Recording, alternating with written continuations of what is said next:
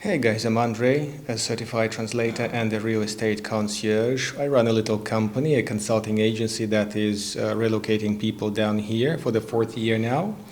And today we're having an issue, a clip about local headlines, local and global, my impression about things going on. Nothing media related, just my biased and twisted opinion about things going on worldwide and in Belarus. Since it's biased, it's probably just infotainment. However, some of the points may trigger your further interest. And my contacts are under the video. Donation links are there too. Thank you very much for those who are helping the channel. And this may or may not be another little step of yours towards a trip or relocation to Belarus. Let's get started. Firstly, I would like to reply to a small comment posted by the video where I'm interviewing a Texan gentleman who is now enjoying some sunshine away from here. Somebody asked why I was so rude about America, and they were unhappy about this. They unsubscribed or whatever, which I really couldn't care less. But let us just, post a question from the audience and get it tackled on the spot. Do I hate America?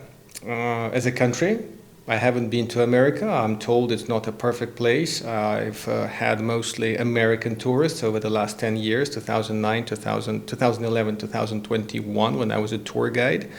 And most traveling Americans are fine people.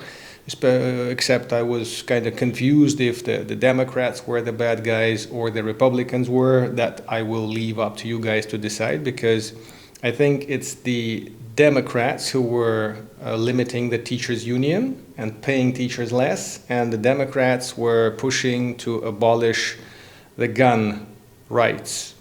If I got it wrong, guys, please correct me in the comments, because it's always good to hear from the first source. And we're switching to Americans. Americans are fine people. There are, let's say, positive and not so positive characteristics. You can't judge a nation, on the whole. You just go from person to person. And this person's being straightforward makes them more businesslike and to the point. The other guy is being straightforward makes him arrogant and rude. Almost kind of myself. So I generally like American people because they normally speak of what they think, and it's kind of practical because mostly I meet them for business and mostly we get the business done.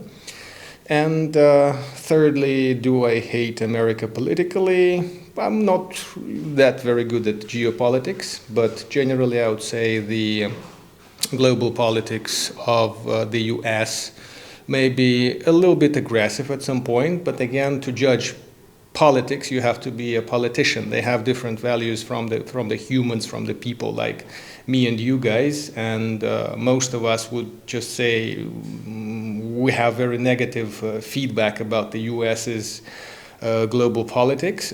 I've heard that from the Americans. Maybe some of them were like correct or polite telling me that, like the war in Afghanistan and stuff like that. But generally, I would say it's as any global operator, it has its pros and cons, and you just have to deal with it, learn how to deal with it. That's about it. On the global note, after Trump's coronation, or whatever it's called, the geopolitics over here is becoming less tense, if we can put it that way. The frontline reports are different depending on which television you're watching or which source you're reading, but it seems like there are indications of parties getting to the negotiation table and getting somewhere within the next months. My guesses by far have been quite wrong, so let's just hope it's going to happen this year and they will switch from killing business to talking business, which is far more productive if you ask a businessman. Let's get a bit closer to our local affairs. It appears that the 26th of January was World's Internet Free Day. I guess all the sensible people are meant to put their devices on the side and, read a book, enjoy the nature and stuff like that. Well, we were enjoying the nature, if you can read between the lines, so to speak, and I'm still struggling to check my Norwegian forecast, why RNO has been quite accurate in terms of weather. We'll talk weather a little bit later, but it's still unreachable. But generally, YouTube is there, and Telegram and everything are working. So we are going online fully, I hope, tomorrow, the day after tomorrow, or abouts. And let's get even more local. Wikipedia has finally edited the name of the country from Belarus into Belarus. It's a little achievement for all the Belarusian kind, so to speak. It so happens that officially the country has been named Belarus. A lot of Scandinavian countries and Germany, for instance, plus Germany, for instance, were naming it historically Weiss-Russland or Wheat-Russland, and so on and so forth. Now they're all switching to Belarus, which is kind of comforting us in a way. And the only thing that is not comforting us is the Russian media that are sticking to the old-fashioned and, should we say, imperial version Belarusia, which is something we don't quite enjoy. It's not a tragedy, but you will sound more educated, you will sound more, let's say, reasonable speaking to a Belarusian if you use Belarus and the adjective Belarusian. That's just about it. A little bit about travel. We're not really traveling too much these days. A Schengen visa is a pain to get, huge backlogs to get to the embassies. Embassies normally serving the visas single use, single entry, just for the sake of the tour, which is one of the most popular and the most usable ways of getting into Europe. And speaking of that Visa Acceptance Act, there will be a longer video, point-by-point explanation. For now, we just know that each country is Russia to Belarus and Belarus to Russia. Belarusian visa works in Russia. Belarusian TRP, temporary residency permit, works in Russia. Permanent residency permit works in Russia. They are like visas, basically. They do not allow you to live there, but they allow you to stay there. And this little wrinkle may cause a lot of trouble because, let's say, Americans have 90 days of stay in a year in Belarus. So with the Russian permanent residency or temporary residency, they can visit Belarus for this long. For something longer, they have to get a local residency, and the other way around. So you have to search and research how many days a year you have for your passport in either country and balance it with the visa or the residency, because visa-free does not translate onto the other country. If you are eligible to come to Belarus visa-free, it's not getting you visa-free to Russia, as far as I recall.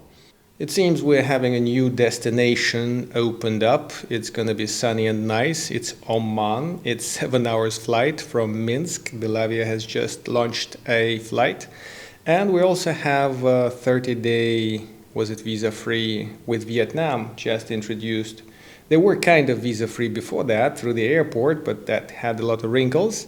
And now, apparently, there are no wrinkles. We can go to Vietnam for 30 days. Many IT folks from here, many people who could afford that, are spending winters somewhere exotic out there in Asia. And with Russia opened up for TRP holders, for residency holders here, it's going to be more available, those cheap Asian flights for somebody who wants to go there or through there.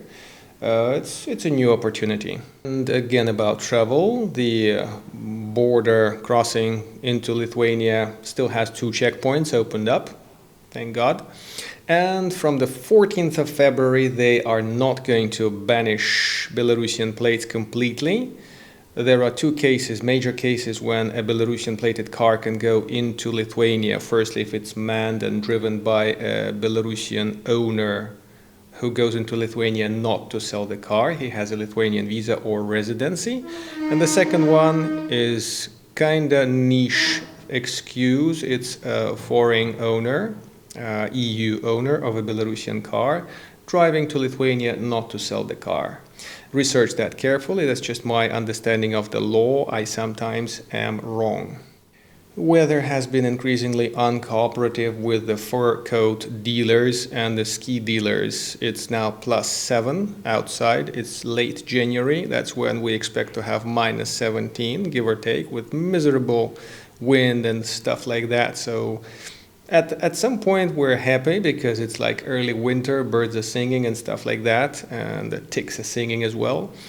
On the other hand, lack of precipitation points at pretty challenging agricultural season. Things may dry up quite badly, especially in the south, and we may have pretty adverse weather conditions further on, which is not quite good. So let's see how that's going to develop. So far, walking just like that around central Minsk is not a bad idea. Minsk districts in the west and in the southwest have been plugged to have artesian water supply. They have placed some deep bore wells. And now the accommodation is going to be attractive on the western side as well, because water was crappy by far. People are kind of getting used to the substance that's getting out of the taps now that they're cleaning up the pipes. And Minsk World gets one more point in its favor.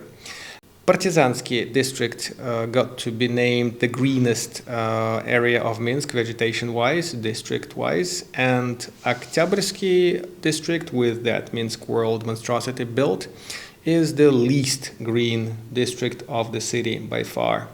It's a pretty subjective thing, of course, but when they build new stuff, you at best you see some grass. You don't really get to see many trees.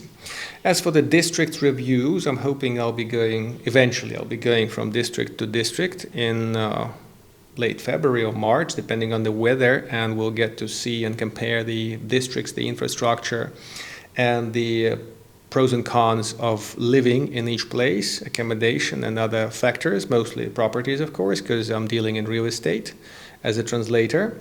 The reason it's not getting out, the Minsk World Review was there. I announced it. I asked for any, let's say, symbolic donations to support the video. I got $1, so I got it that the audience is not really interested in the review of a place like Minsk World or similar areas that have been reviewed. The links are under this video in the video description. Fuel prices in Latvia are bound to go up by some 30% this year. It's a local source, so it may be twisted as well. And my question to folks living in the Baltics, is the price really going up, and is it really because of the green agenda? Because in some places they're kind of giving up and kicking out the green stuff, and it's kind of interesting to have a neighbor country with the prices over €2, was it?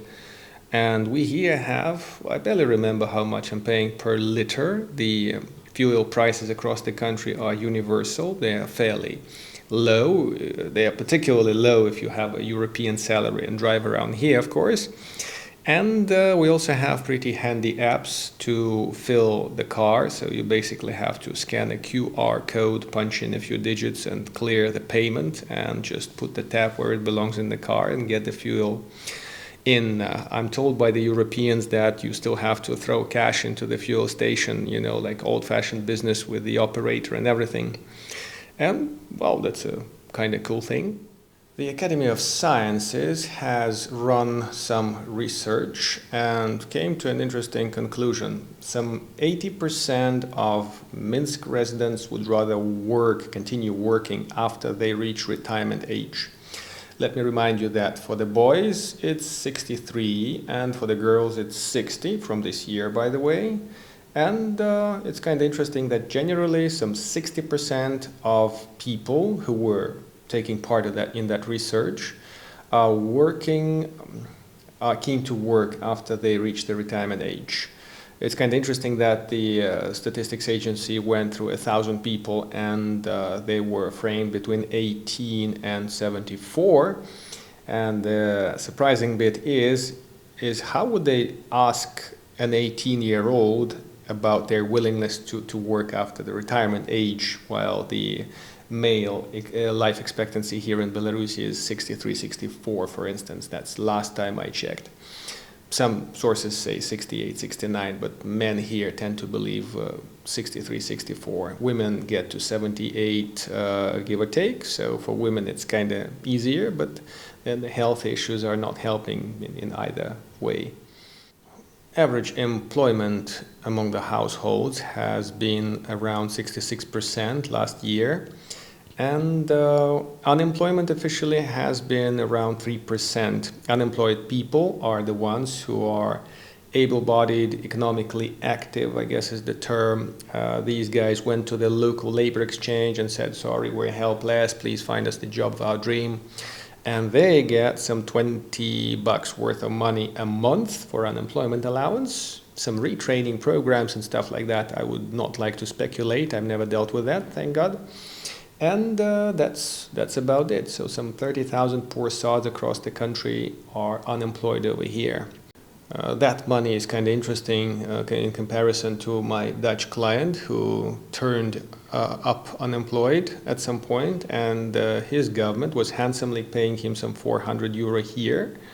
I guess they were not necessarily informed he is here, but that happened for a couple of months, and that comes from the Dutch taxes. So I would say a Dutch unemployed could make some okay budget living over here in Belarus compared to a local one with $20 of unemployment allowance.